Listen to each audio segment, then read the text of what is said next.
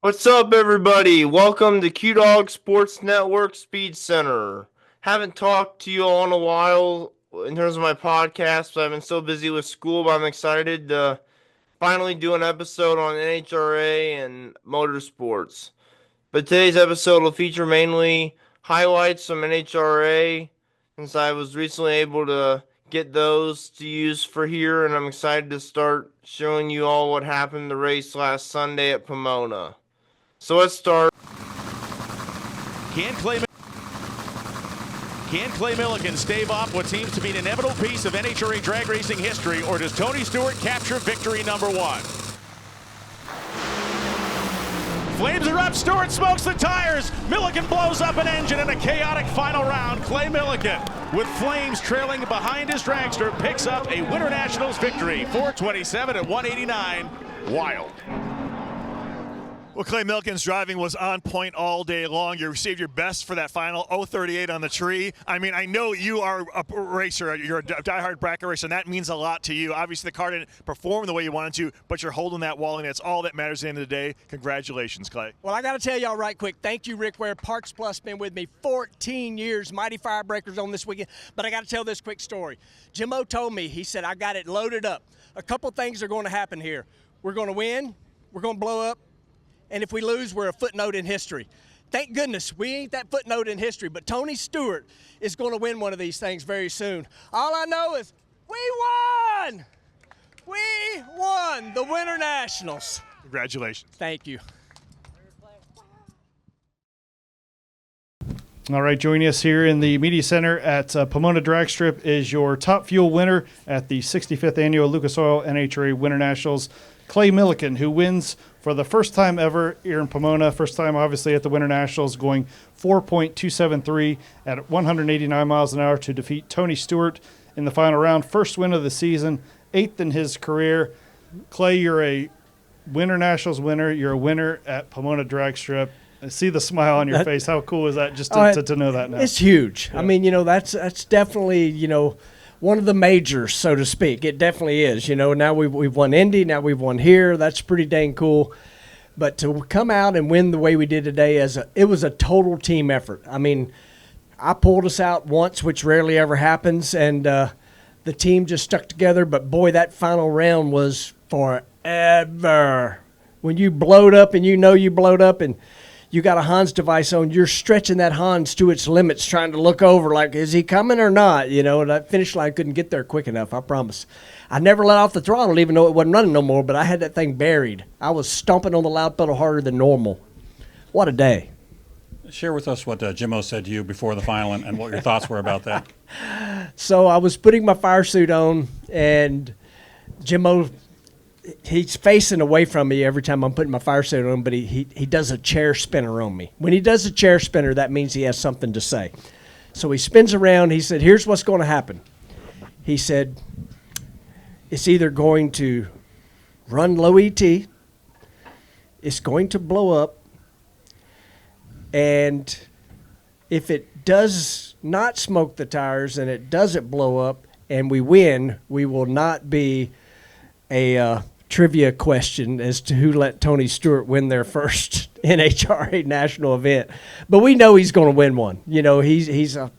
He's won in everything he's ever driven, and, that was a crazy final round. I don't know what happened to him, but all I know was, our wind light was blinking, and I was ready to pull over because the mighty Firebreaker was on fire.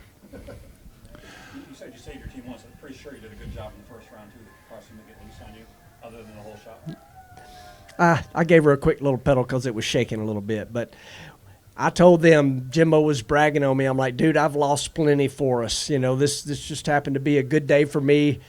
And we truly, and it is so cliche, I even hate to say it, when I screw up, nobody's mad at me in that group over there. When they screw up, I'm not mad at them. I mean, because any one person can mess this thing up. That's all it takes is one person to mess something up. And when I do it, or Jimmo or Nikki does it, it's evident to the world. But there are other times when you lose races that, you could point a finger at somebody else on the team, but we just don't do it. The best thing, our policy, and it is a team policy, And I got a perfect example from today. If you screw up, admit it, because it just makes it so much easier. It's just all there is to it. And we had that today, and one of our brand new team members, he went straight in the lounge and told Jimmo one tire is 1 inch bigger than the other. His name's Logan. Logan is brand new to drag racing, fresh out of school, and I'm so proud of him. He could have easily just told Jimmo, "Oh, tires are good," but he didn't. He owned his. I don't even want to say he made a mistake, but he told Jimmo, "Those tires ain't right." And Donna, who's down there filming for the YouTube channel right now, she's like, "You might better go ahead and get in the car," because we were making a NASCAR pit stop to get a set of tires on the thing that were closer to the same diameter. We're not driving sprint cars out here, although most of my runs today look like I should be in one. But, man, it's such a cool deal when, as a group, you come together and get a Wally. Clay, you touched on it earlier. You won the U.S. Nationals last year, our biggest race of the year. You win the Winter Nationals, one of our majors. How significant is that to add that to your resume, which is already expansive, but now, really the Gator Nationals is the last thing on your majors checklist, and then a World Championship. So can you talk about just how significant winning the Winter Nationals is? So I always kind of go down this path a little bit because it means so much to me, Donna, the family.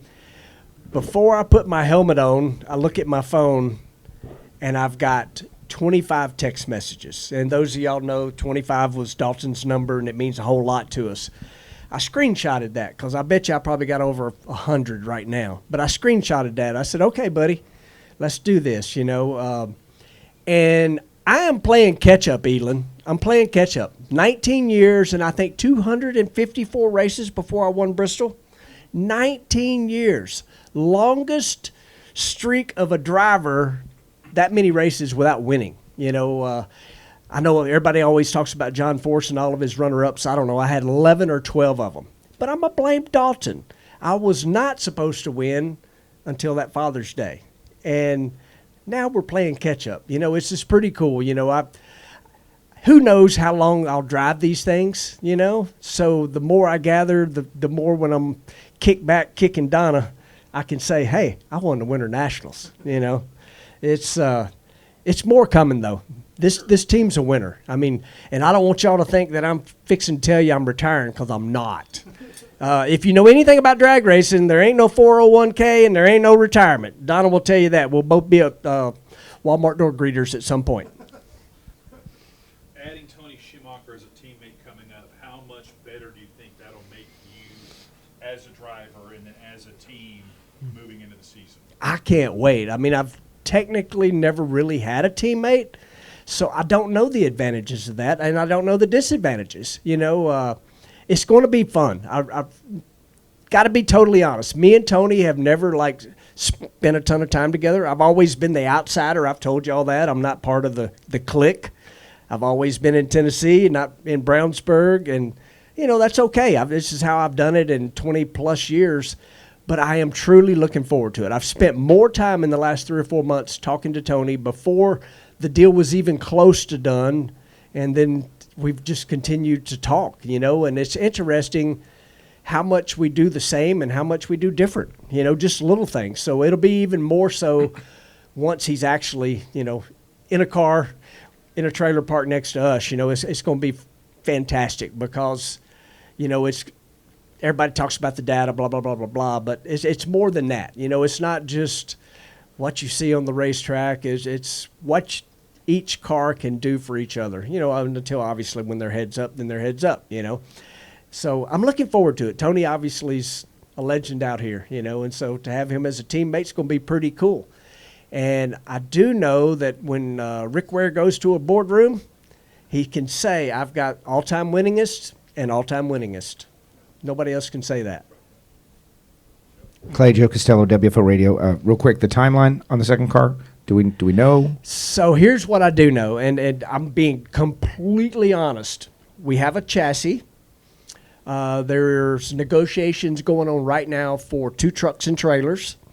And the hard part, is the people, and I've said this already, but I'll say it right here, everybody watching.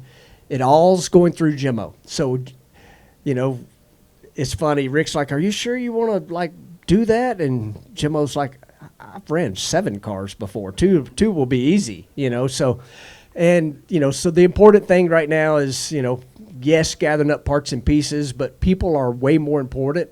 You know, without people, none of this happens. And so, you know, we're already getting lots of resumes. I'll tell you that. And you know, as far as the rest of it, there is no dead set timeline, but sooner the better. You know, that's for sure. But we're not going to come out here and put Tony in a car that is not equivalent to what my car is right now. You know, it's very important that those cars are identical. And they will be.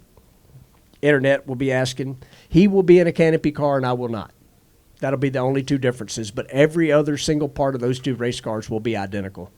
Oh, good notes right there. Yep. As Milliken Mania spreads across the country from Bristol to Indy to Pomona, it occurred to me that this might have been the first final round that you have participated in where you weren't like the underdog people's choice. Now that you're winning on a regular basis, this might have been the first time where most people thought, man, this is Tony's day.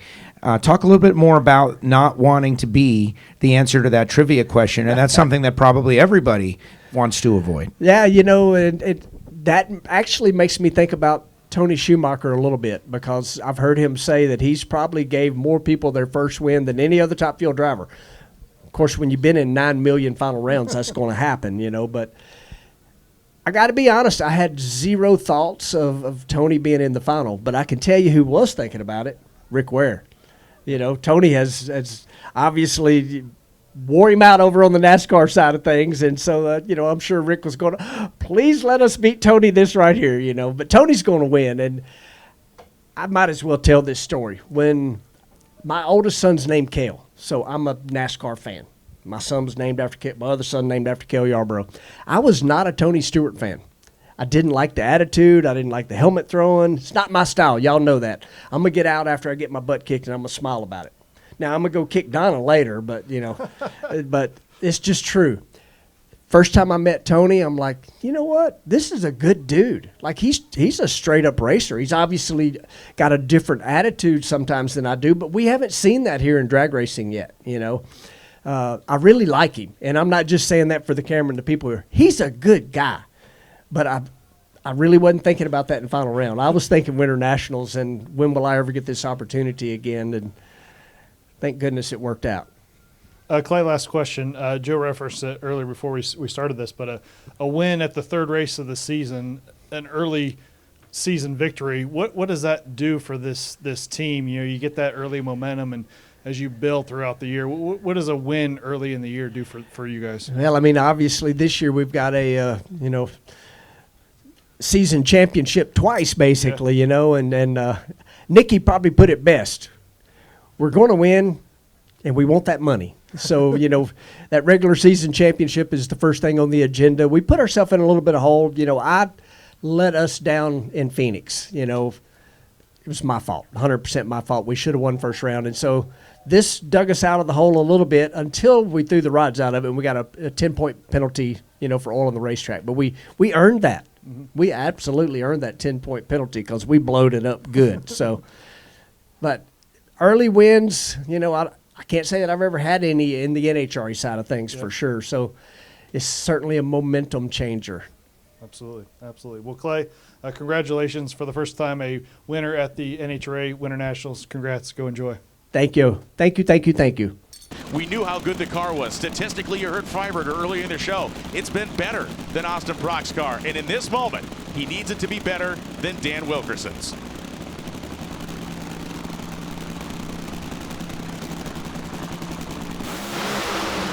Dan Wilkerson smokes the tires. Beckman's on and off the throttle. And for the 300th time, John Force Racing will celebrate a Nitro Funny Car victory. 4:01.5 at 3:02. It was more of an oil painting than it was a masterpiece, but he'll take it. John Force, your 300th win in Funny Car. John Force Racing. John, did you ever imagine this was ever possible? Well, I wished I would have won it, but I wasn't driving. But Beck and Proc and Brittany, they all do a great job. And Robert and myself picked Beckman because we saw what he could do, and we put him in the seat, and boy, he's right in the heat of battle. So I love him, and congratulations, Fast Jack. So I'm preparing for my Jack Beckman interview right now. Jack's obviously excited for many reasons that he won today, but you know what? You're going to get the Wally. You had a great car today. Unfortunately, that's all you're getting today, Jack. You're just not my type. I love you, man. I just didn't want to have to crush you in this moment. Apparently, a guy's got to win a championship for this. So it's about the team, the peak guys. I thought maybe we could run 380s every run this week, and it didn't happen. The track got way better, shook the tires. It hurt. I'm glad I had loaded up on ibuprofen because of my neck and back, because I'm going to have a headache in a little bit. But I was able to get back on it and save one for the team. The sponsors for Peak, all the Cornwall team was over helping us. That's what kind of organization JFR is. For Hedrick Cars, obviously the Camaro. I mean, our Chevy SS was flying. Power's here. This is about John Force. This is Funny Car Win 300 for Team John Force Racing. 9 of us got 143. The boss man got 157. This is number 300. This is a big deal. That is a milestone in drag racing. Congratulations, buddy. Thank you, and I guess we'll rain check that deal. All right, joining us here in the Media Center is your Funny Car winner of the 65th Annual Lucas Oil NHRA Winter Nationals, Jack Beckman, who went 4:01.5 at 302 miles an hour to defeat Daniel Wilkerson in the final round and hand John Force Racing its 300th Funny Car win, second straight Pomona win for Jack, dating back to the finals last year, 36 in his career. Jack, we've talked a lot about just kind of the whole story of you coming in and how kind of surreal this has all been, and now you add yet another layer to this, getting the 300th win for JFR. Talk us through just how special this has been, this weekend, and this victory now. So this is back-to-back Winter Nationals wins for me. Right. Well, one was back in 2020. Then right. I took 4 years off, right, and came back here. It's kind of an odd way to do it, but the last 4 times I've been to Pomona, I've left with the trophy, and then back-to-back for Force Racing and the Peak car. I really thought Austin Prock, my teammate, was going to get win number 300 in Funny Car for John at Phoenix. I mean, that car had been amazing, and it's just been an odd start to the year for them. And we've been incredibly consistent. It just, Gainesville was ultra tricky track conditions after the rain peeled everything up. Phoenix, we had the best car. We put a motor in that was down on power in the semifinals, and we came here, and I think we owned the place. We didn't qualify number 1 or 2 or 3. We qualified 4th, but we got qualifying points every single run. Every round of eliminations, we were first or second quickest out there. I thought we just kept making a statement. And the flawless part fell off a couple hundred feet out in the final round when the car shook the tires and knocked them loose. And that's where, as a driver, you've got to be ready to give one back to the team, because they'd given me everything all weekend long. And it felt good to be able to pedal the thing and drive around Dan and take it down there and not have the car blow up. And pretty cool when they hand you a trophy and your car is still intact. It's super early in the season, but now you're the points leader, first points lead since the fall of 2020. Thoughts of a second championship? Of course, yeah. I thought about that in the offseason. And I think anybody that says they don't count points, they're either bad at math or they're lying to you. We all count points. But there's no point in getting ahead of ourselves, and the countdown formats have made it very, very different. A lot of the crew chiefs have kind of changed the way they run the cars. It's not like baseball or football, where the regular season only gives you a record to make the playoffs, because they give these away every single race, and it means a lot. But there's some crew chiefs that would sacrifice a couple of these in the middle of the year to get a program that'll get them to the countdown.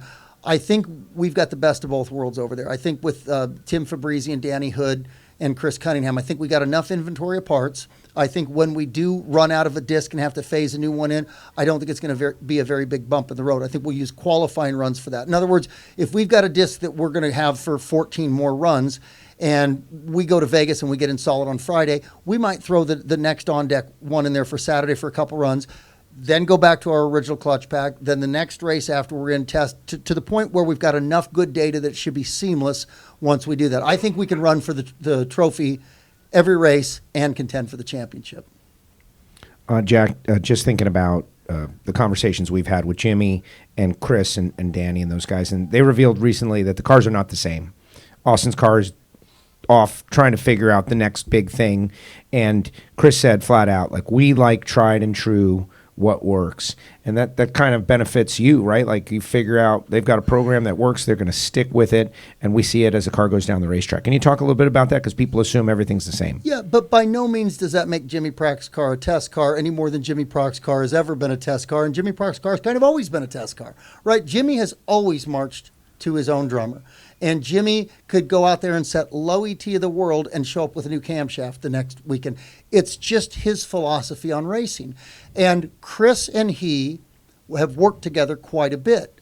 And it's an amalgam. You know, Danny had his background that he brought in here. Tim Fabrizi had his background. And they run things different, but they bounce ideas off of each other. So Jimmy's not a test car. Jimmy just continues to do Jimmy, and Chris is Chris. Chris went off into the dragster wars for a couple of years and was really successful tuning for Austin there. And I think that made him and Jimmy even tighter. See, they were tuners together on my car back at DSR, but I think tuning in cars in two different categories and bouncing ideas back and forth made them both maybe a half a notch better than that. So Jimmy is going to continue to try to set low ET every time he goes out there. But look at that Pete car. We're top three virtually every single time we go down the racetrack. So you can't say we're playing it conservative up there. The guys just have got a wealth of data to fall back on. They read the track well with the help of Lanny McGlizzy, and they make intelligent calls every single time we go up there. And the weird thing is in the final round, you say, well, what should we have done different?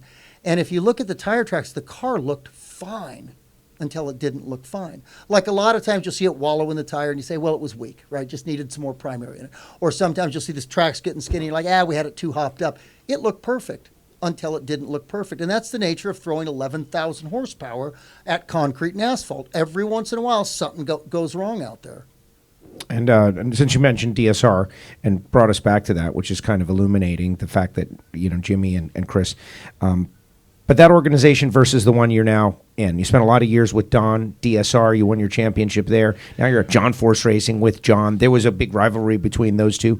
How is the feeling of this organization different than what you experienced in the past? Well, the similarity is both of them give you everything you need to win, right? Don hated excuses. Don't say I don't know, and don't give me an excuse. Go out there and win. And it was very much a business there. We had 8 nitro teams at one time, but for quite a few years we had 7, and they were run as 7 completely individual nitro teams. But you were absolutely allowed and encouraged to share data.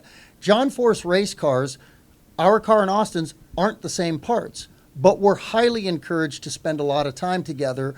And remember, anytime, the only way you could have cars run identical out there is if the same crew chief tuned both and cut the clutch inventory in half and you had twins driving the cars. Other than that, it's always going to be different in some way, shape, or form.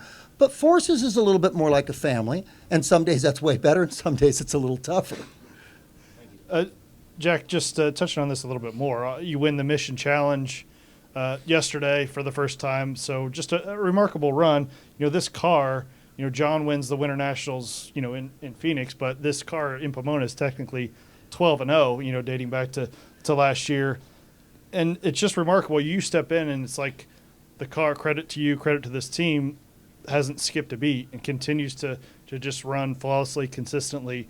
To be a part of this, again, like how cool is this to just see the car performing like this and just you enjoying this whole process? So the average fan, Josh, and you make a great point, would say, well, the car, look at the car. John's car wrecked. Yeah. That car was not salvageable. Right. The car I hopped into last year had never been down the racetrack. People say, well, you had good data. John and I weigh 20 pounds different, and we drive very differently. It was quicker for the first 60 feet with John driving than it was for me. And Cunningham said, don't change the way you drive, how you manipulate the clutch to keep heat out of it. He says, we're going to bring the clutch up to you. So by no means did they just plug me in and the car ran the same as it did with John. They adapted to what I was doing for driving, and you saw how that resulted last year. And now this is a brand new race car. Last year's car is upstairs as a ready-to-run spare. This car had never gone down the track before Bradenton, and look what they did here. Just remarkable. What they're doing is, I've driven some phenomenal race cars over the years.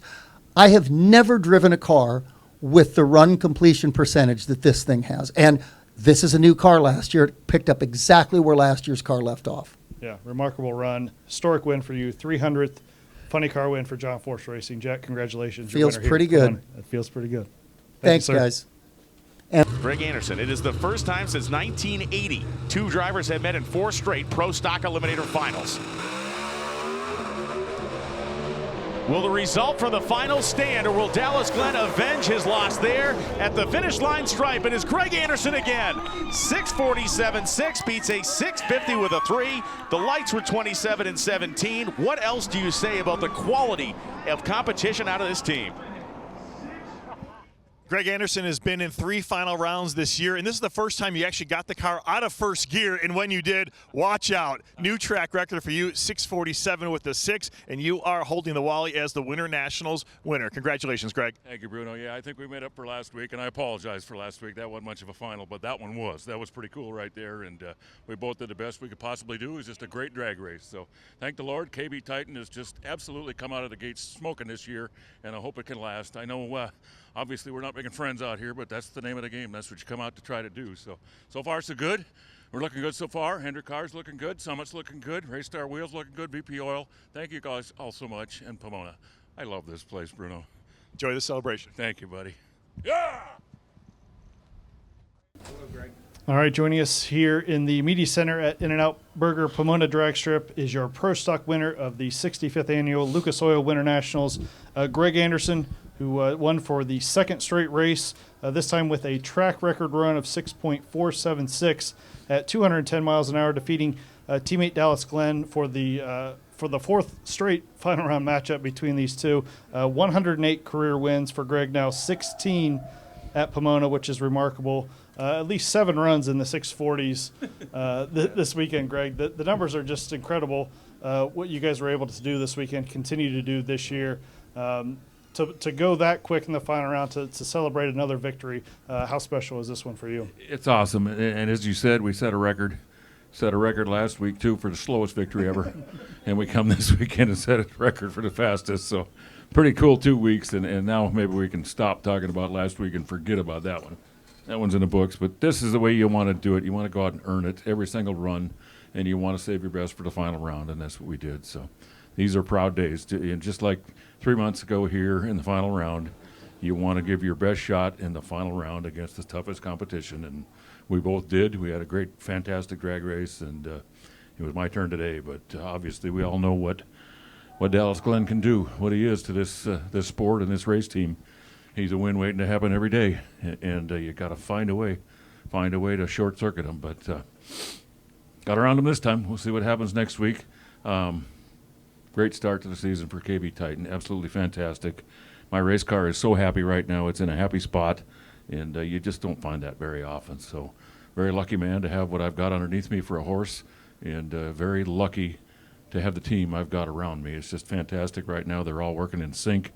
And as I said earlier, we brought 8 cars out here this weekend. They all qualified, and they all had a great chance to win the race today. So I feel like a proud papa on that deal. As I said yesterday, that's a hard achievement to achieve, and that's what I probably feel the most proud of. But certainly feel great to win here at Pomona again. I love this racetrack. It's been very good to me. As you just said, 16 wins here, 90 something somewhere else. What is it about this place that your car likes or you like? I think, Phil, it's 9 times out of 10 when we come here, you get friendly conditions like this, like today. So for whatever reason, I was able to drive better than I normally drive as far as reaction time goes. I guess it's the contrast. It's the slight cloud cover. The cool temperatures, it just feel good for a driver. You don't get in a race car with sweat pouring out of your eyes and squint because you can't see because it's so bright out there. This just plays, more into my hand. And other people maybe can adapt better to when it's bright and sunny out like that today, or like that on days. But this is what I need. These are the conditions I need. Wish we could have them every weekend, but unfortunately we don't. So I capitalized. I was able to capitalize on it because you don't get conditions like this very often. But I just love racing here because, as I said, 9 times out of 10 you get conditions like these. It's early yet, but is this year reminiscent somehow, like in feeling or vibe, to the mid-2000s when you and Jason Line were just like doing the same thing? It certainly is off to that start, and I have, as I said yesterday, no grand illusions is going to continue through the year, but we're going to try and keep it going as long as we can, Kelly. This is the goal. This is what you work every day of your life for, to find an advantage like we've got right now, and it's not going to last. I mean, I don't know that anybody in the grandstand noticed it, but by semifinal, all the elite trailers were leaving the gate.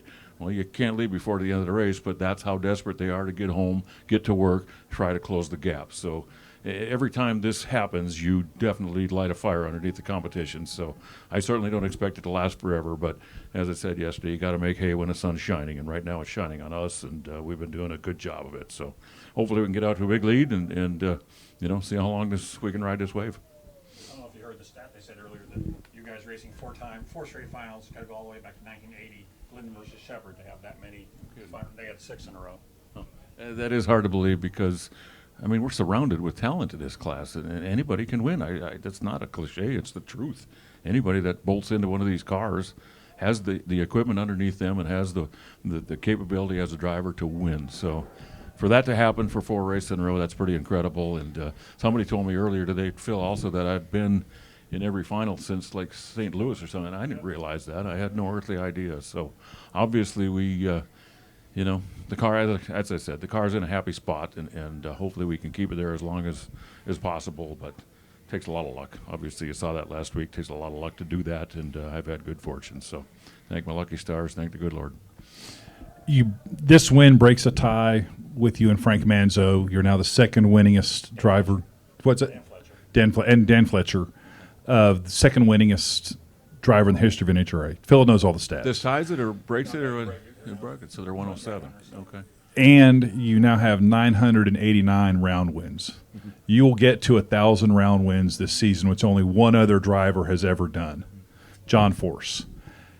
Can you wrap your head around, will that motivate you? Do you even think about that, or is it just about getting event wins and keeping your foot on the elite's throat? As crazy as it sounds, Elon, I live for the day. I live for today to try to find a way to win this event. I don't really care what happens next week. I live for the instant gratification, and that's what makes us happy. We go home with a smile on our face. We go home with momentum, and we want to work harder because you just won and you love that feeling. So I race for right now. I don't look down the road. Who the hell knows? This could be my last one for all I know, but I'm going to try as hard as I can to go home after this race. I didn't go home after Phoenix. I stayed on the road and took a little R&R, which I never do, but obviously it worked out. So my wife made the right decision, as she usually does, and made me stay out. So I'm going home, and I'm going to get back to that shop, and I'm going to go to work as hard as I can because I know the competition is doing the same thing. So you're only as good as your last race. You got to prove it again at the next race. So I look forward to it. It's 4 wide coming up, couple 4 wides, so that's going to be fun, and it'll be a knockdown, drag-out brawl. Greg Joe Costello, WFO Radio. Imagine someone watching or listening to this is just trying to wrap their mind around what pro stock is, this exercise that you guys are out here doing.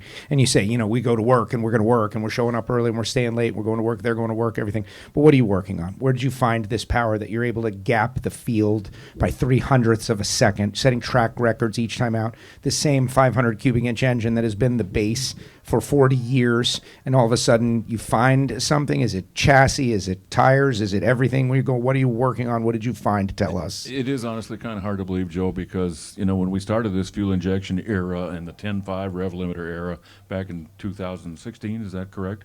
16 or 18, whatever it was, many years ago, we went through 4, 5, 6 years where nobody really made gains, and you almost went home from every race dejected and not feeling like you wanted to work because we were in a box so tight that we didn't think there was any gains to be made. And then, and I can remember this, not to the day, but I certainly remember how it happened. The elite group got an advantage on us. And we looked at each other and said, apparently we can still find gains in these engines. And we went to work and started looking at different areas, and we found gains. And over the last 2-3 years, both my group and the elite group obviously have made a lot of gains, and now we're finally back ahead of where we were when we raced carburetors. It took a lot of years of stagnation, and then we broke through, and now we're making gains, and it's fun again. It's fun to go back to work, and Joe, it's every inch of that engine, from the oil pan to the top of that intake manifold, and you keep playing with it, and you just keep trying to find 1 horse, 2 horse. You're not going to find groups like 10 or 20 or anything like that. You just got to keep adding those ones together, and hopefully you can be a star again. So obviously it looks like we had a better winner of development than the other group did, but as I said, that will not last. That angers people, and that makes them go to work harder. So we're just going to ride this wave as long as we can, and I know if I don't go back home from this race and try to get better by the time I go to Vegas, I'm liable to get beat. So that's the mindset every week. Find a way to get better before the next race. Thank you, Greg. Greg, congratulations on your win, your Pro Stock win here in Pomona. Thank you very much, guys. So it'll be very interesting to see how that goes on next Sunday. Not this Sunday, but next Sunday. And then and there's been not a lot of news, but there's behind the scenes, and of course, the guy that calls NHRA races I've interviewed before, Brian Wellens, he's super cool. So if you like shows like this about motorsports, go check out his website, bangshift.com, his stuff on NHRA.com, and also the NHRA Insider podcast. And if not, I totally recommend, if you like drag racing and racing in general, you should get a subscription to NHRA.tv. It allows you to see it, all the races, the whole race weekend, live without tape delay. It's like you're actually there. It's super cool. So I'd highly recommend that if you haven't gotten it yet. It's $24.99.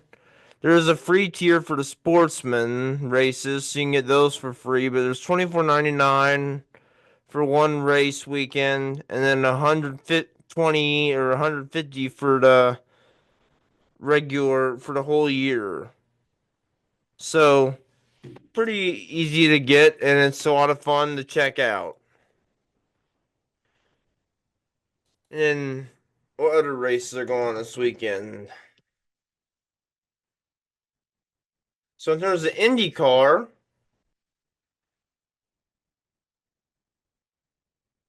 which I gotten into recently, on the 13th, the next race is at the famous Grand Prix of Long Beach. That'll be interesting. So last year, Scott Dixon won it, so that's cool. And then after that, you got the Children's of Alabama Indy Grand Prix at Long Beach for Alabama. So these are all the upcoming races. And this weekend, NASCAR is their throwback weekend at Darlington. Now, in terms of who I think will win the NASCAR race, I gotta say it. I think it's gonna be Brad Keselowski, because he won at Darlington last year. I think he'll get another win this year and get off the down slope he's been on. I think he can get through it and get a win this weekend. If Kyle Larson be my second pick, which I'd like to see as well. So that's basically my picks. Hope you all have a great weekend. I hope you enjoyed the Sports Center style episode of all the highlights. Thank you, and have a great day.